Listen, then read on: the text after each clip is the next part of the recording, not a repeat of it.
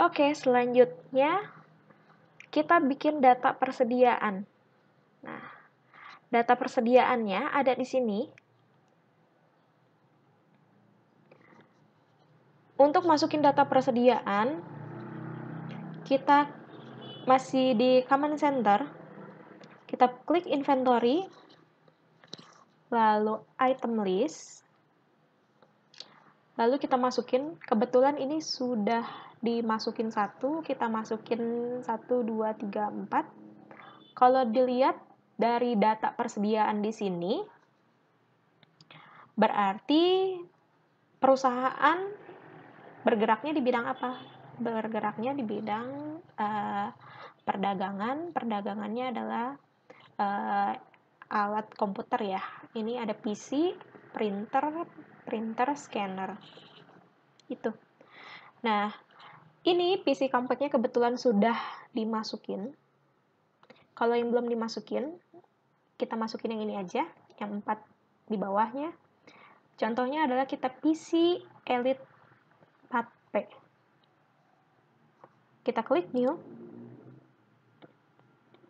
Lalu item numbernya CR02.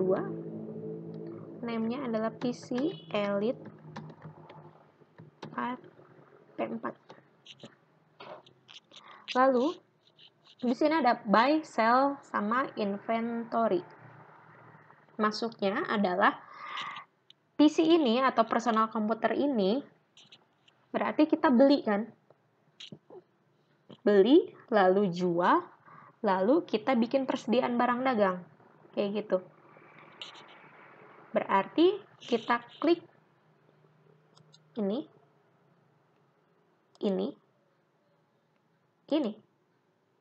Jadi artinya adalah si PC ini kita bikin persediaan, lalu kita beli, kita jual, kayak gitu. Nah, kalau misalkan kita dibikin persediaan, berarti akunnya masuk mana? Akunnya masuk ke persediaan barang dagang. 1/1510. Kalau di sininya belum ada, kita klik ini, cari akunnya, masuk ke persediaan barang dagang. Karena inventory. Lalu use account. Terus kalau misalkan kita jual item ini, berarti kita masuk ke akun yang mana? Ke akun penjualan barang. Kalau ininya belum ada, kita klik ini, lalu ke penjualan barang dagang, dan use account. Setelah itu, kita beli. Kalau beli, berarti masuknya ke HPP, atau harga pokok penjualan. Klik ini, harga pokok penjualan, lalu use account. Setelah itu, kita ke buying detail. Di sini ada text buy, berarti pada saat kita beli, kita kena PPN-nya. Masuk di sini, PPN. Use text code. Lalu, ini unit of measure-nya. Kalian tulis di sini set. Kebetulan di sini sudah ditulis set. Lalu kita ke selling detail untuk masukin tax sold-nya. Tax sold-nya itu PPN juga, masuk di sini PPN. Ini use text code. Lalu masukin unit of measure-nya set. Berarti maksudnya adalah buying dan selling ini si PC-nya itu berarti satu set gitu. Lalu di sini ada selling price atau harga jual sebelum PPN. Kalian tulis di sini 7164. Lalu klik tab. Nah, ini karena selling price ini sebelum PPN, berarti kalau misalkan setelah PPN kan ini ditambah 10% lagi ya. Gimana kalau misalkan 7164 ini sudah termasuk PPN? Kita klik ini. Tapi kalau misalkan belum termasuk atau sebelum PPN, ininya nggak usah diklik. Kayak gitu. Setelah itu kita klik OK. Nah, ini udah ada 2, kita masukin sisanya.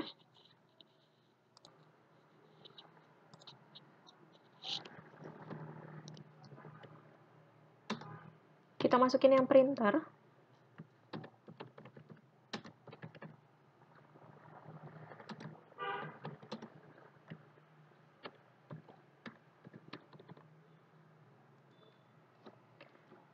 Oke, tetap kita I buy this item, I sell this item, I inventory this item.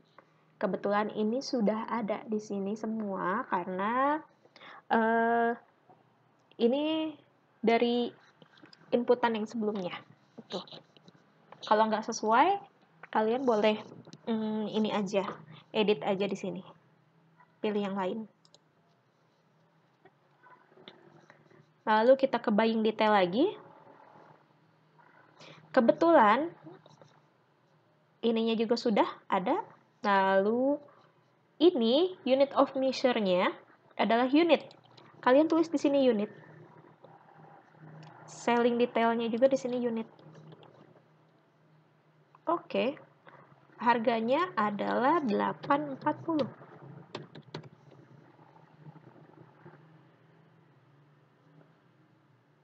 Sudah, kita klik OK.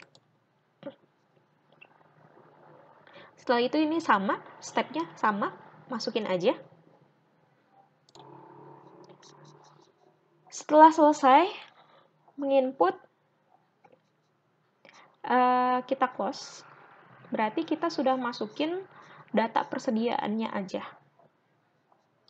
Oke, close. Lalu, kalau misalnya ini data persediaan, berarti kita ngisi saldo persediaan. Persediaannya ini, saldo persediaannya, caranya tetap di posisi command center, lalu inventory, adjust inventory. Lalu kita bikin inventory jurnalnya. Ini tuh semacam jurnal penyesuaian, seperti itu. Jadi kita kayak bikin jurnal penyesuaian. Date-nya adalah 1 Januari 2007. Karena apa? Jadi ini kayak saldo awal. Kalau saldo awal itu berarti kan kita bikinnya di awal 2007. Kebetulan tahunnya adalah tahun 2007. Berarti kita set langsung di sini adalah 1 Januari 2007. Memonya adalah saldo awal persediaan. Lalu setelah itu kita masukin item number-nya, CR01, lalu kita tab. Quantity-nya berapa? Ini CR01 yang ini ya. Lalu quantity-nya 15. Tulis 15 di sini. Oke, kita tab lagi. Cost-nya adalah 698800. Kita tab lagi, amount-nya pasti sama. Lalu kita tab lagi akunnya. Maksudnya akunnya ini masuk mana? Tentunya masuk ke akun persediaan barang dagang atau persediaan dagangan. Kita klik use account. Setelah itu kita tab lagi sampai bawah. Oke. Ke kolom yang kedua, ini adalah CR02. CR02. Sama, kuantitinya 12, tadi 5896800. Akunnya juga tetap sama, karena kita masuknya ke persediaan barang dagang. Use account.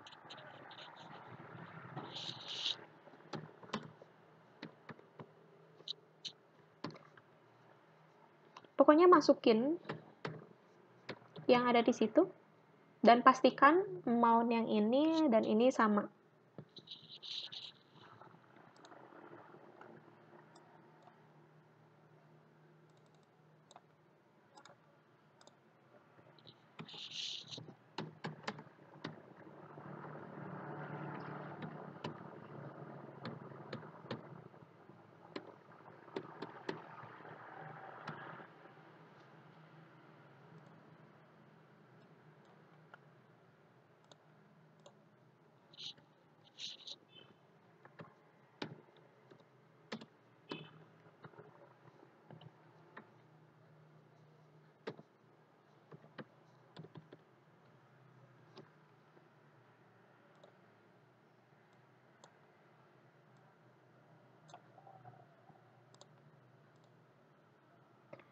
Setelah selesai semuanya,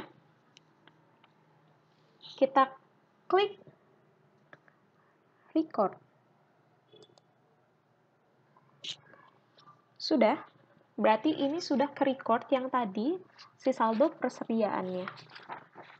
Dan yang terakhir sebelum ke transaksi, kita akan menghapus akun-akun yang tidak diperlukan. Sebelumnya kan kita udah isi akun-akunnya, tapi akun yang dari asalnya atau akun default yang dari Mayopnya itu belum kita buang-buangin. Nah, caranya adalah ini, sudah ada caranya. Kita klik setup, lalu isi setup assistant, lalu klik account, lalu kita pilih next. Nah, di sini ada akun-akun yang kita nggak butuhkan. Cek account, langsung kita delete aja.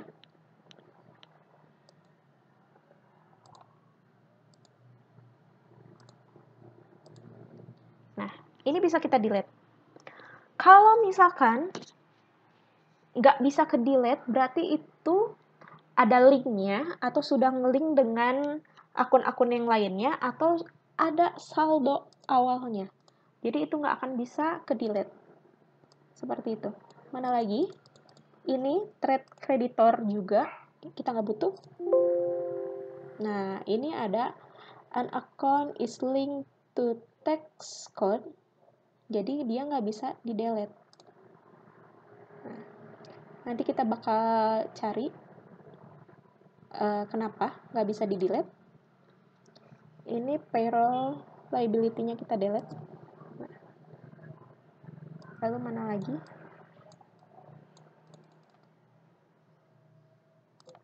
Wage and salaries delete. Other employer expense delete. Lalu ini currency gain loss. Historical balancing nggak usah, itu kayak ikhtisar laba rugi. Dan kita cari yang trade creditornya, kenapa dia nggak bisa? Karena dia ada di tax code. Kita cari tax code-nya.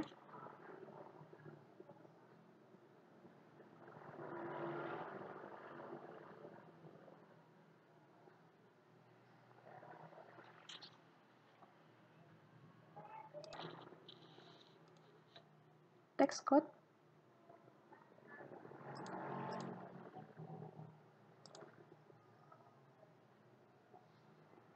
Nah, di sini ada link account for accrued duty. Sebetulnya kan nggak perlu ya. Kita linkin aja ke yang lain. Yang import duty ini sebetulnya kita nggak perlu.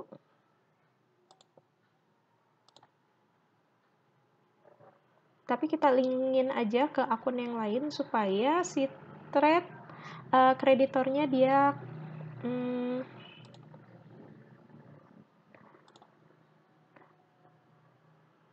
trade kreditornya kita delete.